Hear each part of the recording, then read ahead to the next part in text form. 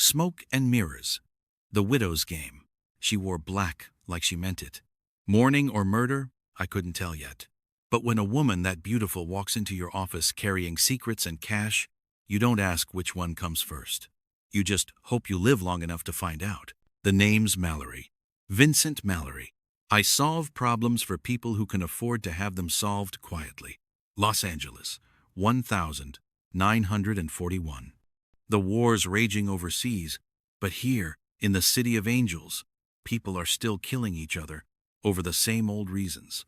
Money, passion, and revenge. Sometimes all three at once. This case had all the warning signs from the start. But I took it anyway, because rent doesn't pay itself, and because I'm an idiot with a weakness for danger wrapped in silk stockings. It was a Tuesday when she came in.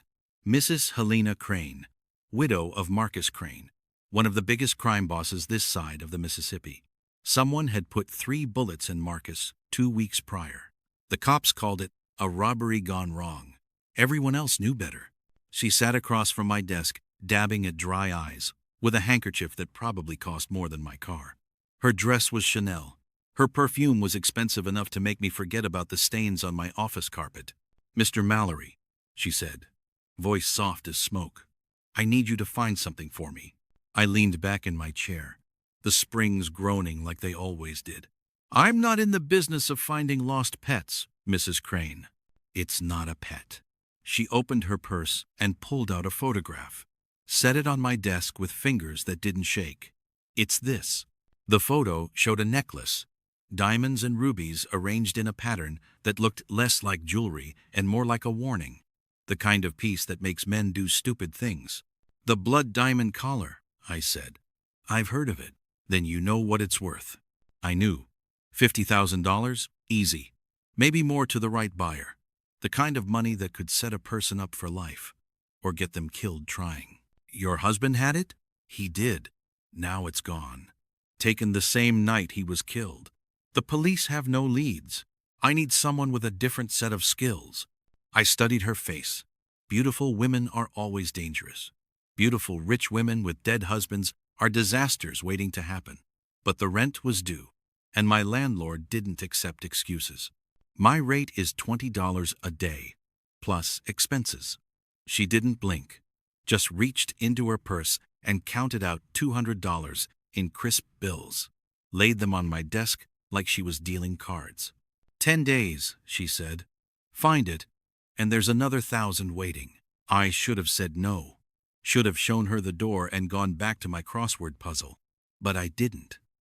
I took the money, took the case, and took the first step into a hole I wouldn't climb out of for a long time. After she left, I sat there for a while, staring at the photograph. The necklace gleamed, even in black and white. Some pieces of jewelry are just objects, pretty things that sparkle. Others are trouble with a price tag. This was the second kind. I needed information. And information in this town comes from one of 2 places: the streets or the archives. I decided to try the second option first. The Los Angeles Chronicle building stood downtown, all Art Deco and ambition. Inside, the newsroom clattered with typewriters and ringing phones. Reporters shouted at each other through cigarette smoke. Somewhere, someone was always chasing a deadline. I found her at her desk, hammering away at a story. Veronica Vale. Ronnie to people she didn't hate. We had history, the kind that makes you trust someone completely, or not at all. With us, it was both, depending on the day. She looked up when my shadow fell across her desk. Dark hair pinned up, lipstick the color of accusations, eyes that missed nothing. "Vince," she said. No smile, but no frown either. "What brings you to the land of honest work?" "Marcus Crane," I said. Her fingers stopped typing. She leaned back, lit a cigarette without offering me one. "That's old news. Dead gangster, empty safe. Cold trail." "Not that cold. Someone hired me to find something they took. The necklace." "Not a question." Ronnie made it her business to know things before everyone else did. "The blood diamond collar. Word is, it's cursed." "Word is a lot of things." She took a drag, exhaled slowly. "What do you need?" Everything you know about Marcus Crane's operation. Who might have wanted him dead? Who might have known about the necklace? Ronnie tapped ash into a tray shaped like California. That's a long list, Vince. Marcus had his fingers in every dirty pie in this city. Bootlegging, gambling, protection rackets. He made enemies the way most people make breakfast. Start with the obvious ones. She pulled out a notebook, started flipping pages. Leo Marquetti runs the South Side. He and Marcus were fighting over territory. Then there's Jack Donovan, small-time operator who wanted to be big-time. Owed Marcus money he couldn't pay. Ruby Chen owns the Golden Phoenix Club. She and Marcus had some kind of falling out last year. Nobody knows what about, but it got ugly. I committed the names to memory. What about the widow? Ronnie raised an eyebrow. Helena? She hired you, didn't she? That doesn't mean she's innocent. No, Ronnie agreed. It doesn't. Helena Crane is a snake who married another snake. She came from nothing, some farm town in Kansas. Met Marcus at a club he owned. Married him 6 months later. That was 3 years ago. Love at first sight? More like opportunity at first sight. Helena's smart, ambitious, the kind of woman who knows exactly what she wants and exactly how to get it. If Marcus is dead and the necklace is missing, I wouldn't bet against her knowing more than she's saying. Why would she hire me if she already has it? Ronnie shrugged. Cover. Legitimacy. Or maybe she doesn't have it. Maybe someone took it before she could. Point is, don't trust the tears, Vince. Helena Crane doesn't cry for anyone but herself. I thanked her and turned to leave. Vince, she called after me, be careful with this one. The blood diamond collar has a reputation. 3 people owned it before Marcus. All 3 ended up dead. Some people say the necklace is cursed. Others say it just attracts the wrong kind of attention. Either way, it's dangerous. Everything worth finding is, I said. She smiled, thin and sharp. That's what I'm afraid of. First stop was Leo Marquetti's territory, South Los Angeles, where the streets got narrower and the eyes got sharper. Marquetti ran his operation out of a restaurant called Carmine's. Italian food in front, Italian justice in back. I walked in at lunch hour. The place smelled like garlic and old grudges. A hostess, with a face like a closed door, asked if I had a reservation. Tell Mr. Marquetti that Vincent Mallory wants 5 minutes. She disappeared into the back. Returned 2 minutes later with a different expression. Fear, maybe. Or respect for what fear could do. This way. Leo Marquetti sat at a corner table, working on a plate of pasta that could have fed a family. He was a big man. Not fat, just big. The kind of size that comes from genetics and intimidation. Mallory, he said around a mouthful of spaghetti. I know you? We've never met. But we have a mutual acquaintance. Marcus Crane. His fork stopped halfway to his mouth. Set it down carefully. Marcus is dead. I'm aware. I'm looking into it. You a cop? Private. Then you're stupid. Cops at least get a pension for asking dangerous questions. You just get hurt. I sat down without being invited. I'm looking for the blood diamond collar. It went missing the night Marcus died. Thought you might know something about that. Marquetti laughed. Big sound, no humor in it. You got balls, I'll give you that. Walking in here and accusing me? I'm not accusing. I'm asking. Same thing in my business. He picked up his fork again, twirled more pasta. I didn't kill Marcus. Didn't take his necklace. We had our problems. Sure. Territory disputes. The usual. But I didn't want him dead. Dead men don't negotiate. Dead men just leave vacuums. And vacuums fill up with all kinds of unwanted attention. Like police attention. Like police attention, he agreed. Marcus and me, we had an understanding. We stayed out of each other's way. Business was good for both of us. Why would I mess that up? Money, power, revenge. Money I got. Power I got. Revenge is expensive and draws heat. You want my opinion? Look closer to home. Marcus had enemies in his own organization. People who thought they deserved a bigger slice. Names? Marquetti smiled. I'm a businessman, Mr. Mallory. Not an informant. You want names? You pay for them. That's how the economy works. I stood up. Thanks for your time. Mallory. His voice stopped me at the door. The necklace. It's bad luck. Everyone who touches it ends up dead or worse. You seem like a smart guy. Drop this case. Walk away. Tell the widow you couldn't find anything. Can't do that. Then you're not as smart as you look. Jack Donovan was harder to find. Small-time operators usually are. They don't have restaurants with their names on them. They work out of rented rooms and borrowed offices, always ready to disappear when things get hot. I found him at a pool hall on Western Avenue. The kind of place where the beer is cheap and the company is cheaper.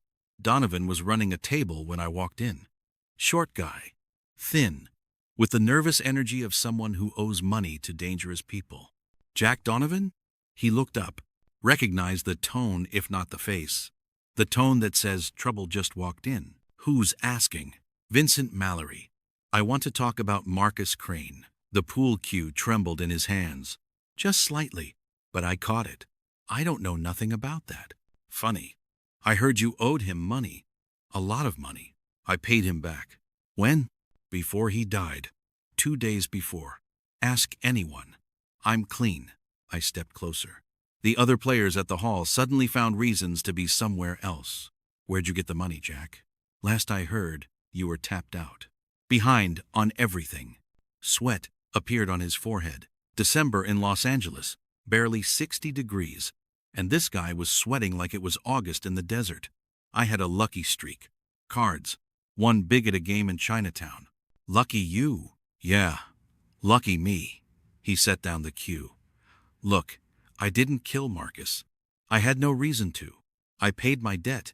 We were square. I'm telling you the truth. Maybe he was, maybe he wasn't. But fear makes people honest sometimes. And Jack Donovan was terrified. The blood diamond collar. You know anything about it? His eyes went wide. That thing? No. No way. I wouldn't touch it if you paid me. That necklace is poison. You seem to know a lot about something you know nothing about. Everyone knows about the collar. It's famous. Famous for getting people killed. I don't want anything to do with it. I left him there. Still sweating, still scared. Either he was a good actor, or he was telling the truth. Hard to say which. Ruby Chen's place was different. Upscale. The Golden Phoenix sat on the edge of Chinatown, all red lanterns and golden dragons. Inside, it was cigarette smoke and jazz music. Waitresses in silk dresses moved between tables carrying drinks and secrets. Ruby held court at the bar. She was in her 40s, beautiful in a way that didn't need youth. Sharp eyes, sharper mind, and a reputation for being absolutely ruthless when business required it. Mr. Mallory, she said when I approached, I wondered when you'd show up. News travels fast. In this city? Always. You're asking about Marcus Crane, about the necklace. You're well informed. She smiled, poured 2 glasses of whiskey, slid one across to me. Information is my business. People come here to drink, to gamble, to forget. They talk. I listen. It's profitable. I took the whiskey.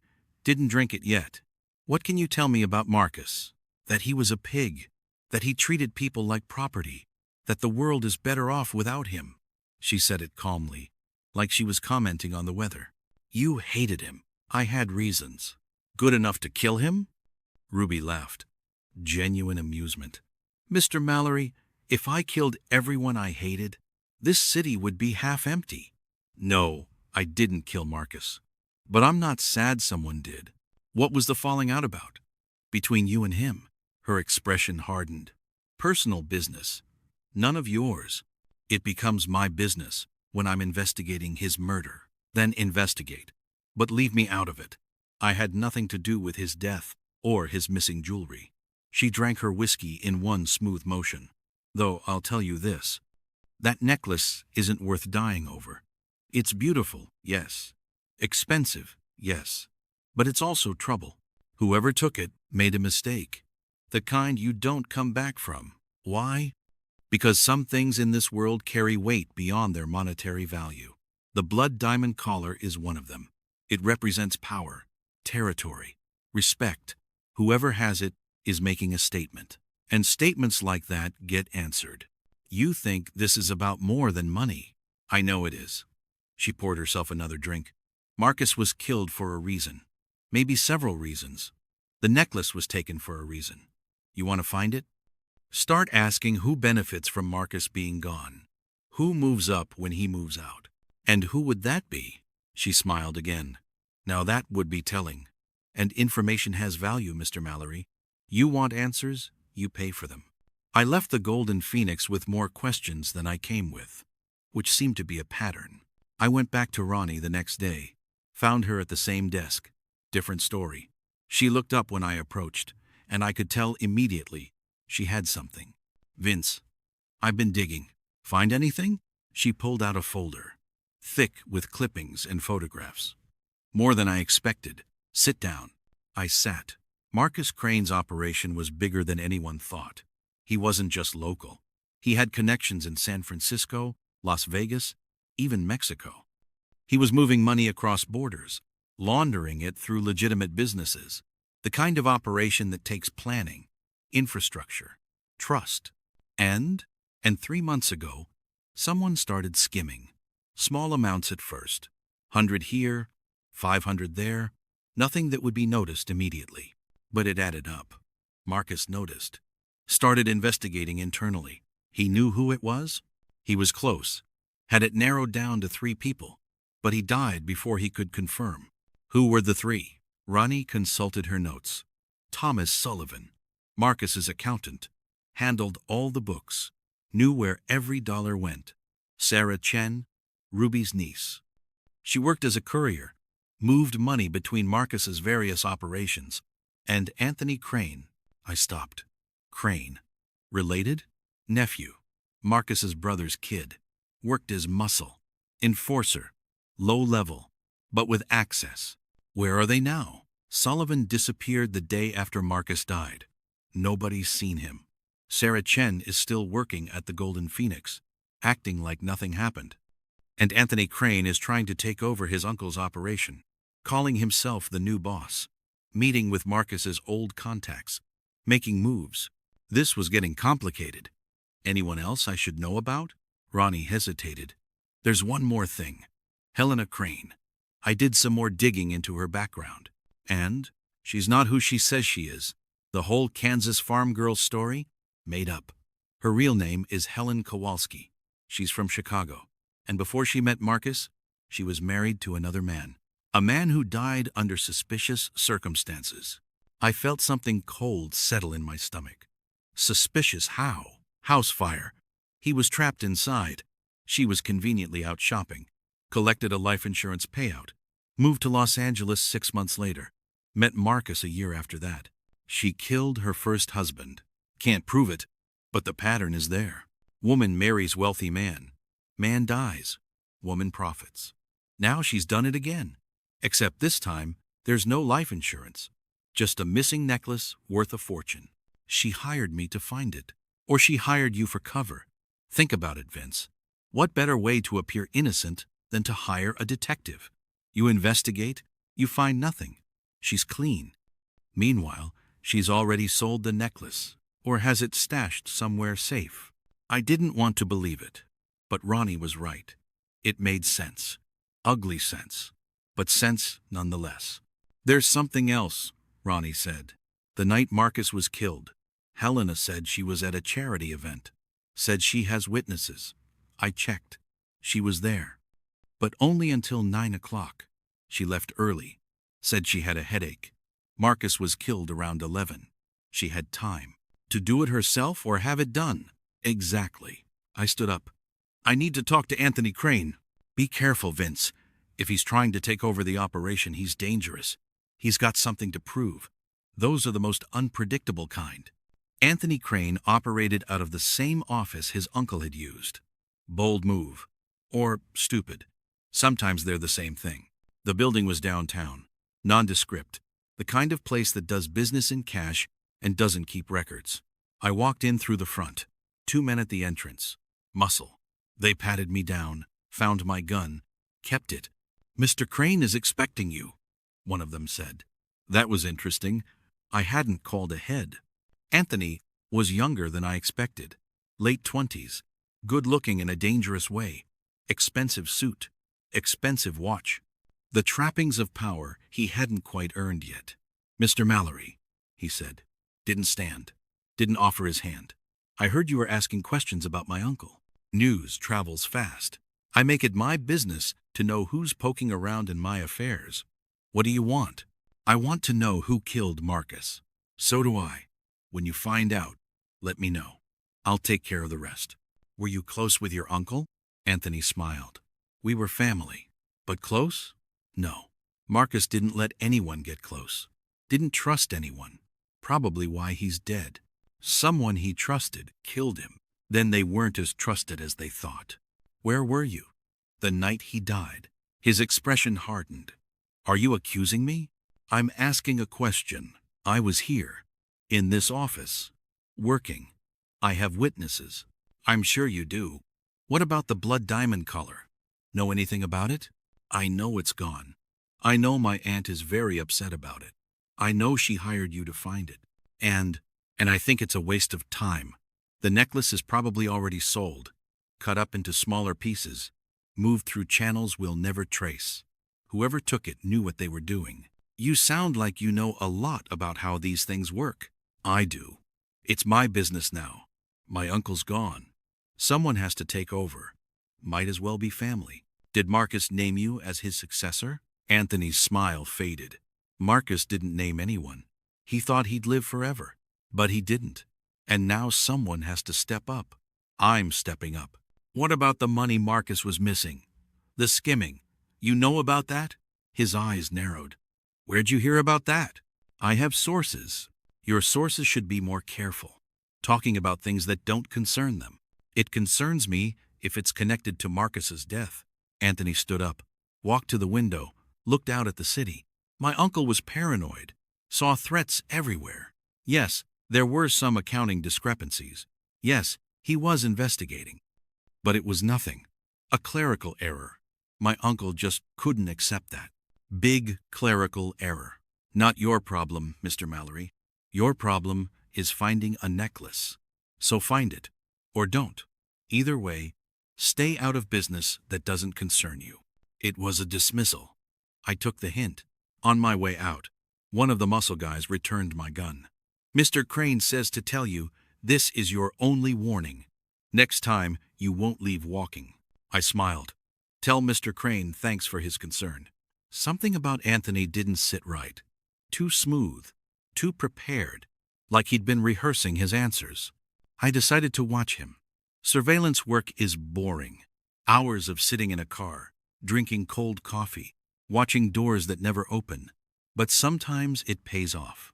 I parked across from the office building. Waited. Anthony emerged around 8 in the evening. Got into a car. Expensive. Black. I followed at a distance. He drove west, toward the ocean, into a neighborhood where the houses had gates, and the gates had guards. Old money. Real money. The kind that doesn't advertise. He stopped at a mansion. Got out. Rang the bell. The door opened. I couldn't see who answered, but Anthony went inside. I waited. 30 minutes passed. Then, an hour. Just when I was about to give up, Anthony emerged. But he wasn't alone. Helena Crane walked him to his car. They stood there talking. I was too far away to hear, but the body language was clear, familiar, intimate. This wasn't business. This was personal. They talked for 5 minutes. Then Helena kissed him. Not a friendly peck, a real kiss. The kind that says, "We've done this before." Anthony got in his car, drove away. Helena went back inside. I sat there, pieces clicking into place. The widow and the nephew, together. Which meant either they were both innocent and starting something new, or they were both guilty and had been planning this for a while. I drove back to my office, poured a drink, thought it through. Helena kills Marcus, or has him killed, takes the necklace, hires me to make herself look innocent. Meanwhile, Anthony positions himself to take over the operation. They split the power, split the profit, split the necklace money when they sell it. Clean, simple, except for one problem.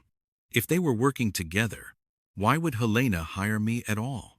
Why risk having someone poke around? Unless she was that confident, I wouldn't find anything. Or unless she wanted to use me to eliminate other suspects, make everyone else look guilty so nobody looks at her. I needed more evidence, something concrete. The accountant, Thomas Sullivan, disappeared the day after Marcus died. Ronnie said nobody had seen him, but people don't just vanish. They go somewhere. And somewhere is always findable if you know where to look. I called Ronnie. I need an address for Thomas Sullivan before he disappeared. Give me an hour. She called back in 45 minutes. He had an apartment in Glendale. Lived alone. Landlord says he cleared out fast. Took only what he could carry. Left furniture, left clothes, left everything else. Address? She gave it to me. The apartment was in a building that had seen better days. Probably around 1920. The landlord was a woman in her 60s who wore suspicion like a coat. You a cop? She asked. Private investigator. Same thing. Not even close. I'm looking for Thomas Sullivan. He lived here. Lived being the key word. He's gone. Skipped out on rent, too. Mind if I look at the apartment? You got a warrant? I pulled out a $20 bill. Will this work? She took the money. 10 minutes. Don't break anything. The apartment was small. 1 bedroom, 1 bathroom, a kitchen that doubled as a dining room. Sullivan had left in a hurry. Clothes still in the closet. Food still in the refrigerator. But anything valuable was gone. No papers, no photographs, no personal items. I searched anyway. Checked drawers, checked under the mattress, checked inside the toilet tank. Nothing. I was about to leave when I noticed the floorboards. One looked loose. I knelt down, pried it up. Underneath was a space, and in that space was a ledger. I pulled it out. Flipped through. Names, dates, amounts. This was Marcus Crane's real accounting. The stuff that didn't appear on any official books. Money laundering, payoffs, bribes, everything. And there, highlighted in Sullivan's neat handwriting, was a series of entries that didn't match. Money going out, but not going where it was supposed to. The skimming Ronnie had mentioned. Except the amounts were bigger than she'd said. Much bigger. Over the course of 3 months, someone had stolen nearly $200,000 from Marcus Crane. And according to the notes Sullivan had made, the person responsible was Helena Crane. I photographed every page, put the ledger back, left the apartment. This changed everything. I went to see Ruby Chen again. Needed to confirm something. She was at the Golden Phoenix, same spot at the bar. Saw me coming and poured 2 drinks before I sat down. Back so soon, Mr. Mallory. Must have new questions. Sarah Chen, your niece. Tell me about her. Ruby's expression didn't change. What about her? She worked for Marcus. Moved money for him. Was she involved in anything illegal? Everything Marcus did was illegal. So yes, was she stealing from him? Now Ruby's expression did change. Anger, quick and hot. My niece is not a thief. Someone was stealing from Marcus. Large amounts. And Sarah had access. Sarah did what she was told. Moved money from point A to point B. She didn't skim, didn't steal, didn't do anything except her job. You want to accuse someone, accuse the right person. Who would that be? Ruby drank her whiskey, set down the glass. Helena Crane, the grieving widow. She's the one who was stealing. Marcus knew it too. That's why he was killed. She did it before he could expose her. How do you know this? Because Sarah told me. She saw the discrepancies, brought them to Marcus's attention. He didn't believe her at first. Helena was his wife, but Sarah had proof. Bank accounts in Helena's name, transfers that didn't match up. Marcus finally started to take it seriously, started investigating, and then he ended up dead. Where's Sarah now? Somewhere safe. Somewhere Helena and her boyfriend can't reach her. Anthony Crane. So you know about that? Good. Saves me the explanation. Yes, Helena and Anthony. They've been carrying on for months, since before Marcus died, planning this whole thing. The murder, the theft, the takeover, all of it. Can Sarah testify to this? Can she? Yes. Will she? Not unless she has protection. Right now, she's scared. Hiding. If Helena finds out she talked, she's dead. I can protect her. Ruby laughed. Bitter sound. You're one man with a gun. Helena has resources. Anthony has muscle. What kind of protection is that? Better than nothing. She studied me. You really think you can bring them down? I'm going to try. Then you'll need more than good intentions. You'll need evidence. Real evidence. The kind that stands up in court. I have evidence. Sullivan's ledger. It shows everything. The theft, the amounts, the accounts. Then you need to go to the police. Police might be on Helena's payroll. I go to them, evidence disappears. Ruby nodded slowly. Then you're in a difficult position. I've been in worse. Have you? She poured another drink. Be careful, Mr. Mallory. Helena Crane is not someone to underestimate. She's smart, she's ruthless, and she's desperate. Desperate people do terrible things. I decided to confront Helena directly. Sometimes the best way to catch someone in a lie is to give them enough rope. I went to her mansion. Same place Anthony had visited. The guard at the gate recognized me, let me through. Helena was in the garden. Roses everywhere. Red ones. She wore white, which made for a nice contrast. Mr. Mallory, she said. Surprised, but not upset. I didn't expect to see you. Have you found my necklace? Not yet. But I've found some other interesting things. Oh, like the fact that you were stealing from your husband. Like the fact that you and Anthony have been sleeping together. Like the fact that you're not from Kansas and your real name is Helen Kowalski. Her face went pale. Just for a second. Then the mask came back. Calm. Collected. I don't know what you're talking about. Yes, you do. You've been planning this for months. You were stealing money, moving it to accounts Marcus didn't know about. He found out, started investigating. So you killed him. Or had Anthony do it. Took the necklace to make it look like a robbery. And then you hired me to make yourself look innocent. Helena laughed. Soft sound. That's quite a theory, Mr. Mallory. Do you have any proof? I have Sullivan's ledger. I have witnesses. I have enough. Sullivan. She said the name like a curse. That coward.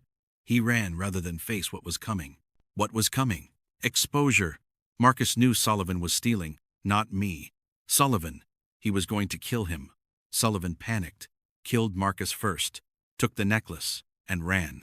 That's a good story. Except it's not true. Helena's expression hardened. You can't prove anything. I can prove enough. The ledger shows the money going to your accounts. Ruby Chen's niece can testify about what she saw. And I saw you and Anthony together last night. Very friendly. Not exactly grieving widow behavior. Anthony and I are friends. There's nothing wrong with that. Friends don't kiss like that. She stared at me, then smiled. Slow and cold. You're in over your head, Mr. Mallory. Maybe. But I'm also persistent. Persistence can get you killed. So can hiring the wrong detective. Helena walked closer. Stood right in front of me. Close enough that I could smell her perfume. Same expensive scent from my office. What do you want? She asked. Voice low. Intimate. Money? I can pay you. More than you've ever seen. Walk away. Forget what you think you know, and you'll be rich. I don't want your money. Then what do you want? Justice. For Marcus. For everyone else you've hurt. She laughed again. Justice. How quaint. Marcus Crane was a monster. He hurt people for a living. Ruined lives. Destroyed families. He deserved what he got. Maybe. But that's not for you to decide. Why not? I was married to him. I lived with him. I know better than anyone what he was capable of. He deserved to die, and I'm glad he's dead. Did you kill him? Does it matter? It matters to me. Helena stepped back. You want the truth? Fine. Here it is. I didn't kill Marcus, but I'm not sorry he's dead. Anthony didn't kill him either. But we both knew it was coming. Marcus had enemies. Real enemies. People who wanted him gone. We just made sure we were in position to benefit when it happened. Who killed him? I don't know. And I don't care. Someone did me a favor. That's all I need to know. And the necklace? Her smile faded. I don't have it. I wish I did. It's worth a fortune. But whoever killed Marcus took it. It wasn't Anthony. It wasn't me. It wasn't Sullivan, though I wish it had been. He deserves to suffer for running away. Then who? If I knew that, Mr. Mallory, I wouldn't have hired you. We stood there, staring at each other. I couldn't tell if she was lying. She was good, too good, but something in her eyes suggested she was telling the truth, or at least part of it. You still hired me under false pretenses, I said. You lied about your identity. You lied about stealing from your husband. I did what I had to do to survive. That's not a crime. That's life. Some would disagree. Then let them. I'm not going to jail, Mr. Mallory. I'm too smart for that. And you don't have enough evidence to prove otherwise. She was probably right. The ledger showed theft, but not murder. Witnesses could place her and Anthony together, but that wasn't illegal. Everything else was circumstantial. Without the necklace, without a murder weapon, without a confession, I had nothing that would stick. Get off my property, Helena said. Our business is concluded. Not until I find that necklace. Then you'll be searching for a long time. Because I don't have it. And I'm starting to think nobody does. Maybe it's gone. Maybe it's cursed, like everyone says. Maybe Marcus took it to hell with him. I left. But I wasn't done. Not by a long shot. I went back to Ronnie. Told her everything. She listened, taking notes, asking questions. So Helena admits to stealing, but denies the murder, she said when I finished. That's her story. Do you believe her? I thought about it. Part of me does. She's calculating. If she killed Marcus, why take the necklace? It's too identifiable. Too dangerous to sell. Better to leave it and collect on other assets.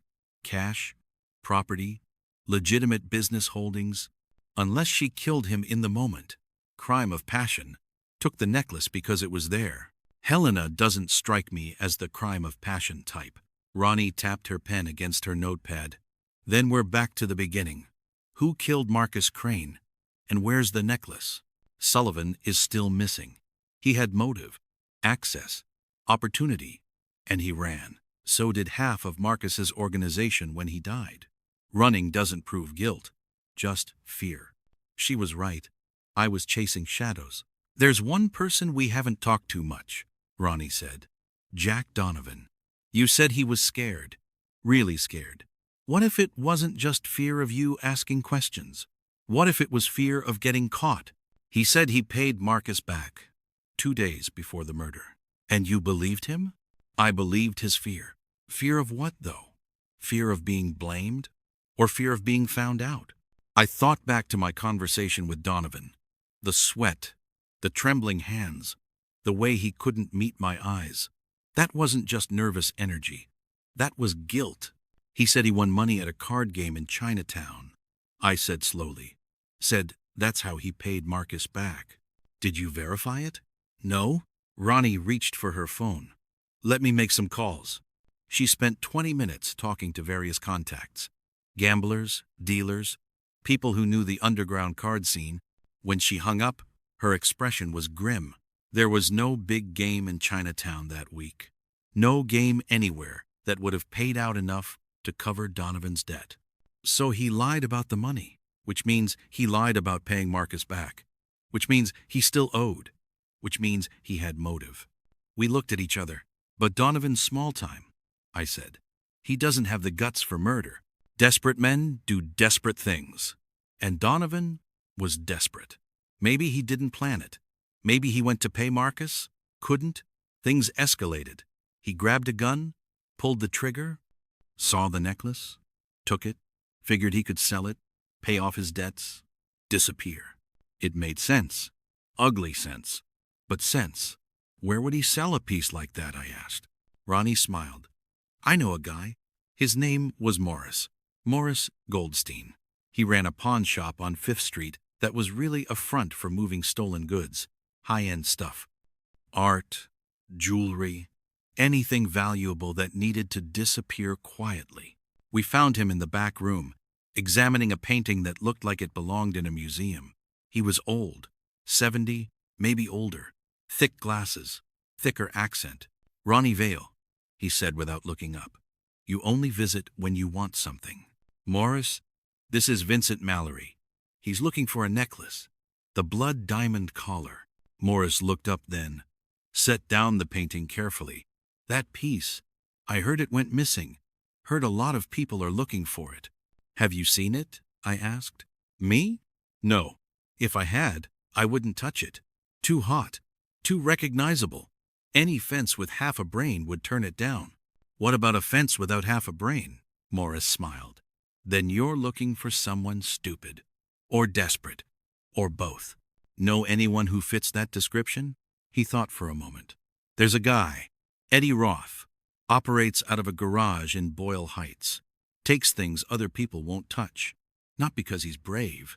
Because he's dumb. Thinks he can move anything if the price is right. Where's the garage? Morris gave us the address. But Mallory? Be careful. Eddie's dumb, but he's connected. Has friends in low places. You go in there asking questions. You might not come out. I've heard that before, I said. The garage was exactly what I expected. Rundown.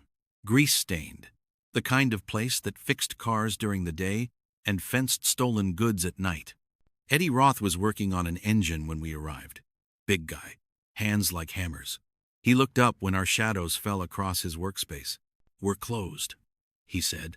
Not here for car repairs, I said. Hear about a necklace. The blood diamond collar. Heard you might know something about it. His expression didn't change, but his hands stopped moving. Don't know what you're talking about. Sure you do. Someone brought it to you. Recently. Wanted to sell it. You being the enterprising businessman you are, you probably made an offer. You, a cop? Private. Then you got no authority here. Get lost. I pulled out my gun. Didn't point it at him. Just let him see it. I can ask nicely, or I can ask differently. Your choice. Eddie's eyes narrowed. You're making a mistake. Wouldn't be my first. The necklace. Who brought it to you? He wiped his hands on a rag. Stalling. Thinking. If I tell you, what do I get? You get to keep all your teeth. He laughed. No humor. Tough guy. Fine. Yeah. Someone brought it in. Few days ago. Wanted to sell it. I told him no. Too hot. Told him to get lost. Who was it? Little guy. Nervous. Kept looking over his shoulder. Said his name was Jack. Donovan. I'd been right. What happened to the necklace? How should I know? He left with it. I told him I couldn't help. That was the end of it. You expect me to believe you turned down a $50,000 payday? Eddie shrugged. Believe what you want. I know my limits. That necklace is bad news. Everyone who touches it ends up dead. I like being alive. So I passed. Where'd Donovan go after you turned him down? Didn't say. Didn't ask. Not my problem. I believed him. Eddie was smart enough to know when something was too dangerous. The necklace was too dangerous. If Donovan comes back, I said, you call me. I handed him a card with my office number. Eddie looked at the card. Then at me. You really think you're going to find it? I'm going to try. Then you're as dumb as he was. That necklace is cursed. Leave it alone. Let it disappear. Trust me. You'll live longer. Thanks for the advice. We left. Ronnie was quiet until we got back to the car. So Donovan killed Marcus, she said. Took the necklace. Tried to sell it but couldn't. Now he's stuck with it and probably panicking, which makes him dangerous. Cornered animals bite. We need to find him before someone else does. Helena and Anthony are looking. Marcus's other enemies are looking. If any of them find Donovan first, he's dead. And the necklace disappears for good. We drove back into the city. I dropped Ronnie at the Chronicle building. Went back to my office to think. Donovan was scared. On the run. Probably hiding somewhere he felt safe. But safe was relative when half the underworld was looking for you. I needed bait. Something to draw him out. I called Eddie Roth. It's Mallory. I need a favor. I don't do favors. You do this one. Spread the word. Tell people you found a buyer for the blood diamond collar.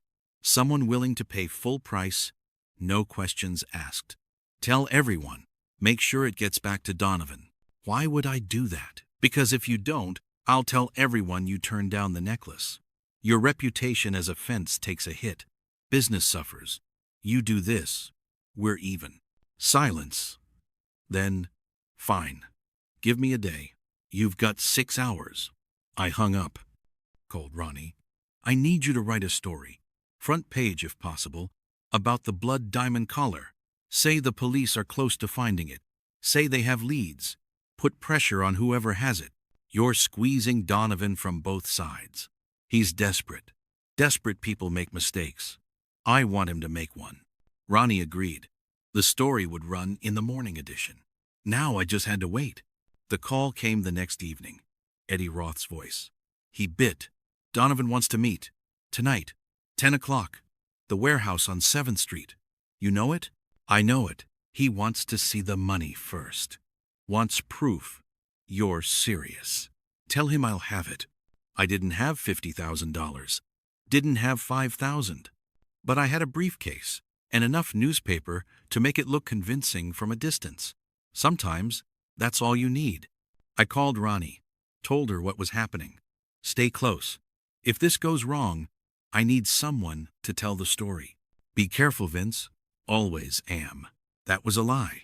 But she didn't call me on it. The warehouse was abandoned. Used to be a textile factory. Now it was just empty space and broken windows. Perfect place for things to go wrong. I arrived at 9:45. Wanted time to scope the location. The warehouse had 2 entrances, front and back. I checked both. No signs of ambush. No cars, except mine. At 10 o'clock exactly, headlights appeared. A car pulled up. Old Ford. Seen better days. The engine cut off. Door opened. Jack Donovan stepped out. He looked worse than when I'd seen him at the pool hall. Unshaven. Bags under his eyes. The look of a man who hadn't slept in days. He saw me. Stopped. You alone? Like we agreed. You got the money? I held up the briefcase. You got the necklace? He reached into his coat, pulled out something wrapped in cloth, unwrapped it slowly. Even in the dim light, the necklace sparkled. Diamonds and rubies arranged in that distinctive pattern. The blood diamond collar. 50,000, he said. Cash. No tricks. No tricks, I agreed. But first, I need to know. Did you kill Marcus Crane? His hands started shaking. What? No, I didn't kill anyone. Then how'd you get the necklace? I found it. After he was dead, I went to pay him back, to try to work something out. Door was open. I went in, found him on the floor, dead. 3 bullets. The necklace was on his desk. I panicked, took it, figured it could pay off my debts. But then I couldn't sell it. Nobody would touch it. I've been stuck with this thing. And everyone's looking for me. I just want to get rid of it and disappear. Who killed him, Jack? I don't know. He was already dead when I got there. I swear. I'm not a killer. I'm just an idiot who made bad choices. I believed him. Every word. He was too scared to lie. Too broken to make up a story this pathetic. So we're back to the beginning, I said. Someone killed Marcus. Took the necklace. You found it after. But who pulled the trigger? I told you I don't know. Then I heard it. Footsteps. Behind me. I turned. Anthony Crane stepped out of the shadows. He had a gun. Pointed at me. I'll take it from here, Mallory. Behind him, 2 more men appeared. Muscle. The same guys from Anthony's office. Anthony? I said. Didn't expect to see you here. That's because you're not as smart as you think. You really thought Donovan would come alone? I've had people watching him since the necklace went missing. When he set up this meet, I knew exactly where to be. So you're taking the necklace. That's right. And you're going to hand over that briefcase. Then, you're going to leave. Forget everything you've seen. Forget everything you know. Or you'll end up like Marcus. You killed him. Anthony smiled. Prove it. Don't need to prove it. Just need to understand it. Marcus was your uncle. Family. Why? Because family doesn't mean anything when they treat you like dirt. Marcus gave me scraps. Made me an errand boy. I'm worth more than that. Deserved more. So I took it. And Helena? Helena wanted him dead too. But she didn't have the guts to do it. I did. I went to his office that night, told him we needed to talk. He laughed at me, said I'd never be anything more than muscle. So I shot him 3 times, took the necklace off his desk, was going to give it to Helena as a present. But then, this idiot showed up. He gestured at Donovan with the gun. I heard the shots, Donovan said quietly. Hid in the hallway. Saw Anthony leave. Waited. Went in. The necklace was gone. I thought Anthony took it, but it was still there. On the floor under the desk. Must have fallen. I grabbed it and ran. And I've been looking for it ever since, Anthony said, tearing apart Marcus's operation trying to find it, questioning people, putting pressure on everyone. And now here it is. Convenient. You're not going to let us walk away, I said. You're smarter than I thought. Anthony's smile faded. No, I'm not. You know too much. Both of you. So here's what's going to happen. My boys are going to take you both somewhere quiet, somewhere nobody will find you. And then this whole mess gets cleaned up. Except Helena knows I'm investigating. I disappear. She'll know something's wrong. Helena will accept whatever story I give her. She needs me. Without me, she's got nothing. No protection. No power. She'll keep her mouth shut and enjoy her widow's wealth. The 2 muscle guys moved closer. This was it. The moment things went very bad, or very good. Usually bad. Then headlights flooded the warehouse. A car. Then another. Then another. Doors opened. People emerged. Cops. A dozen of them. Guns drawn. Leading them was a detective I recognized. Sam Morrison. Good cop. Honest. Rare in this city. Nobody move, Morrison shouted. Drop your weapons. Anthony's face went white. What is this? I smiled. Insurance. I called Detective Morrison before I came here. Told him everything. He's been listening the whole time. I pulled at my shirt collar. Showed the microphone wire taped to my chest. Every word you said. Recorded. Confession to murder. You're done, Anthony. Anthony raised his gun. Pointed it at me. You son of a... He didn't finish. Morrison's shot caught him in the shoulder. Anthony went down. His gun skittered across the concrete floor. The 2 muscle guys surrendered immediately. Smart move. Morrison walked over. Looked at me. You could have gotten yourself killed, Mallory. Wouldn't be the first time I took a risk. Where's the necklace? Donovan still held it. Shaking. Terrified. Morrison took it from him gently. You're under arrest, too. For theft and possibly obstruction. But you cooperate, testify against Crane, maybe the DA goes easy. Donovan nodded, too scared to speak. Morrison looked at the necklace. Even he seemed affected by it. Hell of a thing. All this death over a piece of jewelry. It's never really about the jewelry, I said. It's about what the jewelry represents. Power, wealth, respect. People kill for less. Yeah. Morrison pocketed the necklace. We'll need your statement. Tomorrow morning. My office. I'll be there. The cops loaded Anthony and his men into cars. Loaded Donovan into another. Morrison stayed behind. What about Helena Crane? He asked. What about her? She knew. Maybe didn't pull the trigger. But she knew. Probably helped plan it. Probably. But can you prove it? Morrison thought about it. No. Not without Anthony rolling on her. And my gut says he won't. He's in love with her. Stupid. But there it is. He'll take the fall alone. So she gets away with it. She gets away with some of it. We'll investigate the theft from Marcus's accounts. Maybe we can get her on that. But murder? No. She's too smart. Kept her hands clean. I nodded. Felt tired suddenly. Bone tired. That's how it goes sometimes. Yeah. Morrison headed toward his car. Stopped. Mallory? Good work. You could have kept quiet. Taken Helena's money. Walked away. But you didn't. That's worth something. Not sure what. Your conscience. In this city, that's rarer than diamonds. He drove away. Left me standing in an empty warehouse with nothing but questions that would never be fully answered. I went to see Helena Crane one last time. She was packing. Getting ready to leave Los Angeles. Smart move. The city had nothing left for her but bad memories and worse press. "Mr. Mallory," she said when the maid showed me in, "I heard about Anthony. Terrible business." He confessed to everything. Killing Marcus, taking the necklace, all of it. I'm shocked. Truly, I had no idea he was capable of such things. Really? Because everyone else seems to think you two were close. Very close. Her expression didn't change. Anthony and I were friends. That's all. If he developed feelings beyond that, I was unaware.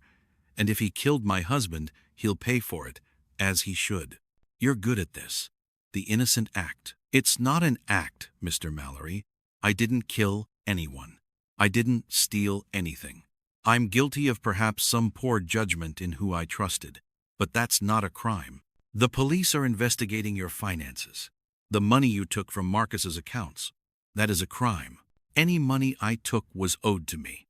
As his wife, his widow, I'm entitled to his assets. If there are accounting discrepancies, I'm sure they can be explained. She was right. Everything could be explained. She'd probably hired lawyers already. Good ones. The kind that make evidence disappear and witnesses forget what they saw. "Why did you really hire me?" I asked. Helena smiled. That same cold smile from the garden. "Because I needed someone to find the necklace. Someone persistent. Someone honest. You did exactly what I hired you to do. You found it. Thank you. And if I'd found out about your involvement with Anthony? About the theft? About all of it? But you did find out. And here we are. I'm still free. You're still alive. I'd say it worked out well for both of us. Anthony's going to prison for murder. Anthony made his choices. I made mine. That's life, Mr. Mallory. Some people win. Some people lose. The trick is knowing which one you are before it's too late." I left. There was nothing else to say. Helena Crane would probably get away with everything. She'd move to another city, find another wealthy man, maybe kill him too when the time was right. That's how people like her operated. They survived. They thrived. They never paid for what they did. But Anthony would pay. 20 years, maybe more. Murder one. And Donovan would do some time too. Not as much, but enough to regret every decision that led him to Marcus Crane's office that night. The blood diamond collar ended up in evidence lockup. Would probably stay there until the trial ended. Then it would be sold at auction. The proceeds would go to the state. The necklace would end up around someone else's neck. And the curse, if you believed in curses, would continue. 3 days later, I got a check in the mail. From Helena Crane. The final payment. $1,000. Part of me wanted to tear it up, send it back. But rent was due. The landlord didn't care about my moral objections. I cashed the check, paid my bills, tried to forget about the whole thing. Ronnie came by the office, brought coffee and sandwiches. We sat and ate in comfortable silence. "You did good work on this case," she finally said. "Did I? Helena's still free. She'll probably never face justice for what she did. But Anthony's locked up. Donovan's cooperating. The necklace is recovered. That's 3 wins out of 4. Better than most cases end. I suppose, and you expose the truth. That's worth something. Maybe Helena gets away with it legally, but she knows, we know. She'll spend the rest of her life looking over her shoulder, wondering when someone else will dig deeper. That's a kind of prison too. Not the same as actual prison. No, but it's something." We finished eating. Ronnie stood to leave. Stopped at the door. "There's another case, if you're interested. Missing person. Simple stuff. Probably nothing dangerous." "That's what you said about the last one." She smiled. "The last one wasn't supposed to be dangerous either. But you took it anyway. Because that's who you are. You can't help yourself. You see someone in trouble, you help. Even when you shouldn't. Even when it might get you killed. You make it sound noble. It's not. It's just stubbornness. Call it whatever you want. The world needs more of it." She left. I sat there for a while, thinking about Helena, about Anthony, about Marcus Crane and the blood diamond collar, about how the same stories play out over and over in this city. Different names, different faces, same greed, same violence, Same broken people making broken choices. But Ronnie was right about one thing. I couldn't help myself. Someone would come through that door eventually. Someone with a problem. Someone with money and secrets and lies. And I'd take the case. I'd ask questions. I'd follow leads into dark alleys and darker places. Because that's what I did. That's who I was. Vincent Mallory. Detective. Problem solver. Idiot with a weakness for danger wrapped in silk stockings. The phone rang. I answered it. "Mallory?" I said. "Mr. Mallory." A woman's voice. Young, scared. "I need your help. My sister is missing. The police say she ran away, but I know she didn't. Something happened to her. Something bad. Please, I don't know who else to call." I reached for my notepad, my pen. "Start from the beginning," I said. "Tell me everything." And just like that, I was back in it. Another case. Another mystery. Another chance to find the truth in a city built on lies. Los Angeles, 1941. The war raged overseas. Here, the war was different, personal, brutal, and it never ended. But someone had to fight it. Might as well be me. And that's where the story ends. Not with justice, not with resolution, but with the promise of another day, another case, another walk through the shadows. Because in this city, the shadows never go away. You just learn to navigate them better. Sometimes you find what you're looking for. Sometimes what you find isn't what you expected. And sometimes you just survive long enough to tell the story. That's the job. That's the life. And for better or worse, it's mine. More mysteries waiting in the shadows. Next video starts where this one ends.